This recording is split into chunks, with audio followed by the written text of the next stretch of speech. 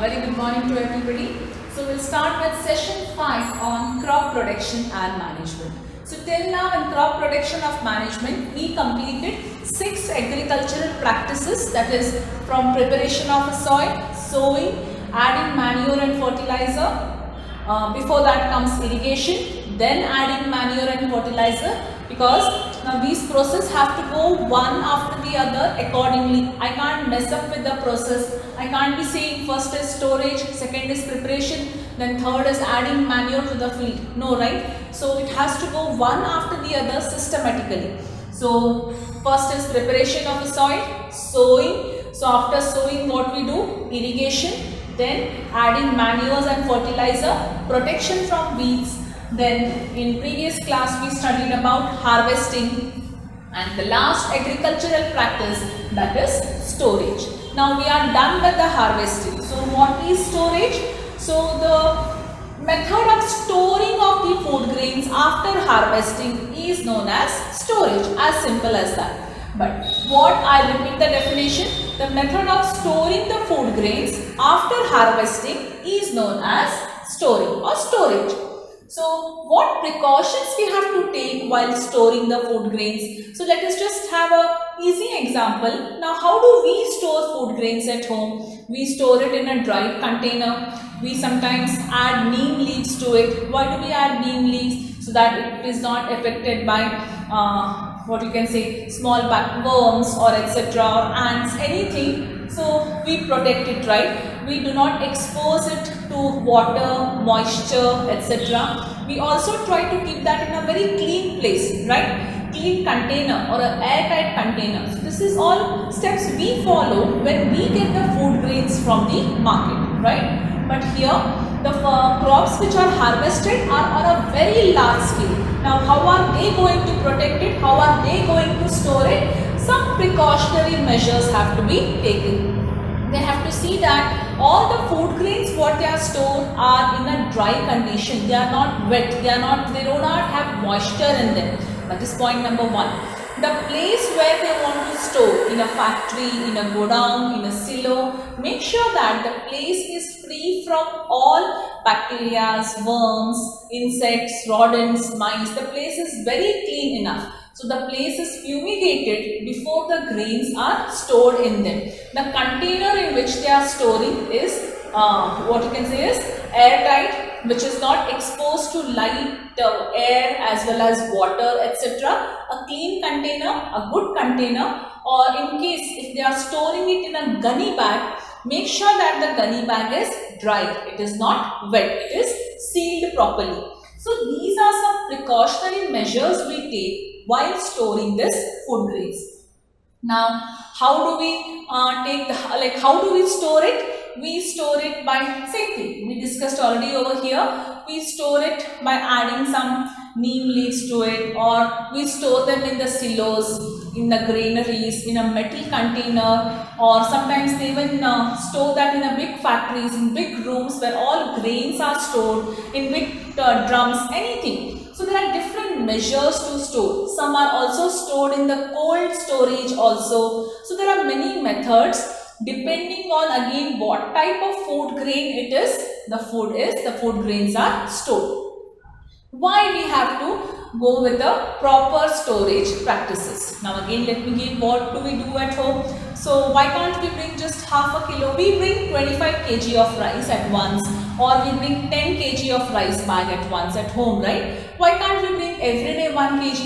We go to a market, let me bring half kg, keep it. No, because instead of doing that every day, let me get one whole quantity at once, right? But when we get that much amount of rice, I have to see that it is actually stored in a proper good condition.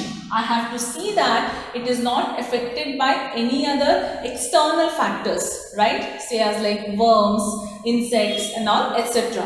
So proper care has to be taken. I also should see that the place where I am storing it is very clean enough. It has good ventilation.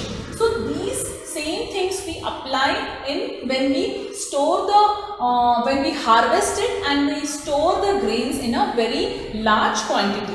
So the place where you are storing should be good ventilated also. So these are the things we take care right from the time the grains are harvested and they are brought to a particular place for storage. Certain precautionary measures are taken. These grains are also exposed to sun for a very long period of time so that they are dried due to the sun's heat. All the excess moisture is taken away by the sun's heat, right? So these are some precautionary measures we follow to store the food grains, because it is not that how we just go and buy 10 kg or 1 kg or 5 kg. This is stored in much bulk quantity than what we store at home. So much and more precautionary and extra measures have to be taken.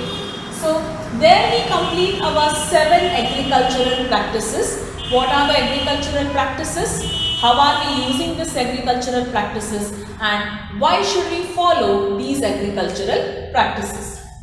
The last session of this chapter is animal husbandry. So what do you mean by animal husbandry? In basic terms, if I have to tell you, animal husbandry, the rearing of animals, taking care of animals is called as animal husbandry. But why should we take care of animals? We take care of animals because we get a source of food from them, milk and meat from them. Let us see the exact definition of animal husbandry. Scientific management of domestic animals. Scientific management of domestic animals in an effective manner to obtain food and other useful product from them. I repeat it, scientific management of domestic animals. So when I say animal husbandry, it is not any animals I can start rearing. Domestic animals, of course, in an efficient manner. In an efficient manner means the way I take care of a dog, I can't be taking care of a cat like that. The way I take care of a cow, I can't take care of a hen like that, right? I should know which animal has to be taken care in which manner, efficient manner, proper manner. What are the different sources of food I have to give them? Nourishment I have to give them. How I have to make them stay in a place. What type of a place is required for the cow to stay or a hen to stay. All these things I have to look in for. Scientific management of domestic animals in an efficient manner to obtain food and other useful products from them is called as animal husbandry. So, which all will come under animal husbandry? You will be again studying about animal husbandry in your 9th standard in detail about each of the animal rearing. So, I will just name few animal rearing of animals, what we actually call as. We can call it as a cattle farming, then sheep farming, then dairy farming, then we can say fish production. Now, fish production, there is another name for this which is also called as aquaculture. That is what I told. We will discuss about each things in detail in your 9th grade. You have to only know which are the different types of animals we are rearing and what are they actually called as. Fish production, or it is also called as aquaculture. Then we have poultry farming.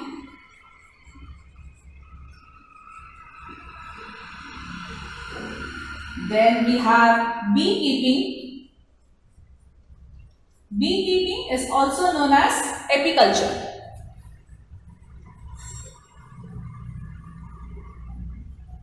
Right? So, when we talk about cattle farming, what all comes under that? So, bull, cow, we have again in that different types. One is indigenous breed, one is exotic breed, which is nothing but local breed and foreign breed.